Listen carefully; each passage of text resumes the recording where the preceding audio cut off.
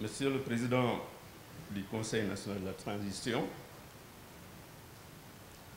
honorables conseillers nationaux, Monsieur le conseiller spécial du Président de la transition auprès des institutions,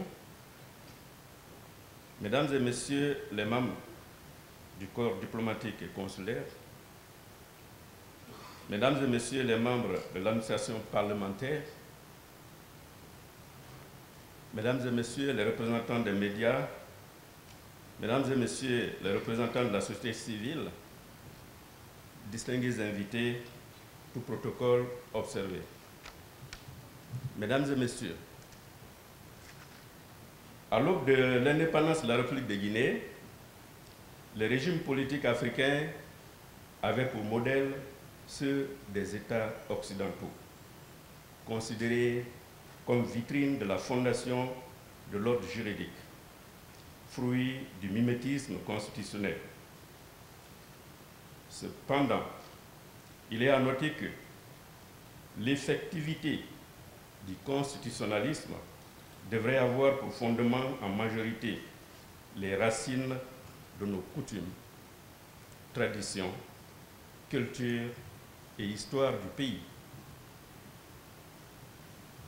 La vague de démocratisation en Afrique consécutive à l'ingénierie constitutionnelle des années 90 s'est accompagnée d'acquis considérables illustrés notamment par une forte demande de libertés fondamentales, des droits de l'homme et du citoyen, la légitimation du pouvoir politique par le libre consentement des citoyens à travers le vote par le mécanisme des urnes. Ainsi, l'effondrement du règne bipolaire et la chute de la plupart des régimes autoritaires dans le tiers-monde reconfigurent les données du constitutionnalisme et des idées politiques. Honorables conseillers nationaux, en République de Guinée, ce fut le début de nouvelles ingénieries constitutionnelles calquées sur le modèle occidental qui verra naître la loi fondamentale de notre pays. Cette loi fondamentale, résultant de la réflexion générale et impersonnelle issue du référendum de 90, consacrait à l'occasion les droits et libertés individuelles et collectives. Elle prenait également en compte la transposition des principes et règles de l'économie libérale, du multipartisme et de la séparation des pouvoirs. À cette époque, l'ingénierie constitutionnelle avait contribué fortement à l'institutionnalisation de la démocratie comme pouvoir constitué.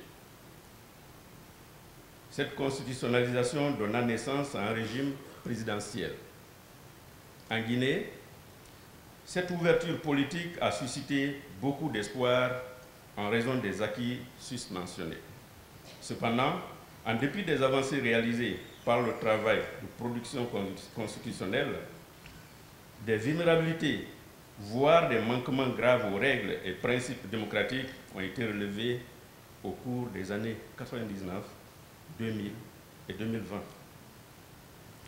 À titre illustratif, rappelons quelques faits tristement célèbres, notamment le changement constitutionnel forcé par le biais d'un référendum imposé, la suppression de la subordination des forces de défense et de sécurité à l'autorité civile légalement établie, la prolifération d'institutions constitutionnelles et des pertes en vies humaines. Autant de faits symptomatiques d'un décalage préjudiciable entre règles constitutionnelles et gouvernance sont relevés. Loin d'être anecdotique, rappeler ces faits permet d'appréhender dans une certaine mesure le chemin parcouru depuis les années 90 à nos dates. Ainsi, le ministère de la Défense nationale a révélé le paradoxe de la consécration éclatante du principe de la séparation des pouvoirs dans nos différentes constitutions et son non-effectivité dans la pratique institutionnelle. Honorables conseillers nationaux, il convient de rappeler que dans la plupart des démocraties avancées, La Constitution est, en général, la traduction du pacte social conclu entre toutes les composantes de la nation. Par conséquent, elle incarne l'adhésion de la grande majorité des éléments du corps social et bénéficie d'une légitimité érigée en mythe consacré. Cette réalité est inhérente à la tradition du constitutionnalisme et perceptible dans les démocraties avancées où le citoyen peut revendiquer l'exception d'inconstitutionnalité d'une loi. Les grands principes de la République doivent être unicité, indivisibilité, laïcité, démocratie, sociale, séparation des pouvoirs, limitation du nombre de mandats, consécutifs ou non, promotion et protection des droits et libertés, intangibilité sur les pouvoirs et le territoire, supériorité des normes internationales aux lois nationales.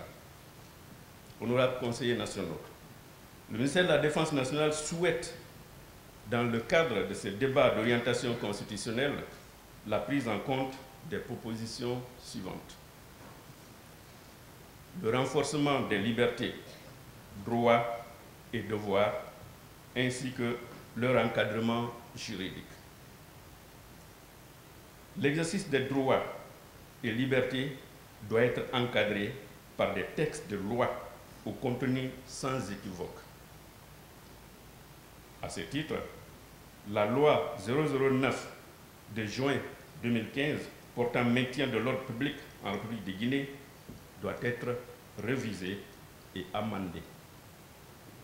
La prise en compte de l'article 47 de la Constitution du 7 mai 2010 et son amendement ainsi qu'il suit au lieu de président de la République et chef des armées, dire il est le chef suprême des forces armées. On a tenu à noter ça parce qu'il y a une différence entre les armées et les forces armées. Donc, chef suprême des forces armées. Car les expressions armée et forces armées sont bien différentes selon nos textes. La consécration de la séparation des pouvoirs avec une réduction d'institutions constitutionnelles. La limitation du nombre de partis politiques à 3, à savoir le Parti des démocrates, le Parti des socialistes et le Parti des écologistes. La prise en compte du titre 15 de la Constitution du 7 mai 2010 consacré aux forces de défense et de sécurité. Le dit titre 15 est libellé comme suit. En son article 141, les forces de défense et de sécurité sont républicaines. Elles sont au service de la nation. Elles sont apolitiques et subordonnées à l'autorité civile légalement établie. Nul ne doit les détourner à ses fins propres. En son article 142, les forces de défense sont chargées de la défense du territoire national. Les forces de sécurité sont chargées de la protection civile, de la sécurité publique, de la sécurité des personnes et de leurs biens et du maintien de l'ordre public. Les forces de défense et de sécurité participent au développement économique de la nation. Article 143. Nul ne doit organiser des formations militaires, paramilitaires ou des milices privées, ni entretenir un groupe armé. Article 144. La loi fixe l'organisation et le fonctionnement des forces de défense et de sécurité. Article 145. L'État a l'obligation de garantir le service national, civique ou militaire aux citoyens âgés de 18 à 30 ans. Une loi fixe la durée et les modalités du service. L'avantage de cette prise en compte milite en faveur de la soumission des forces de défense et de sécurité aux droits constitutionnels.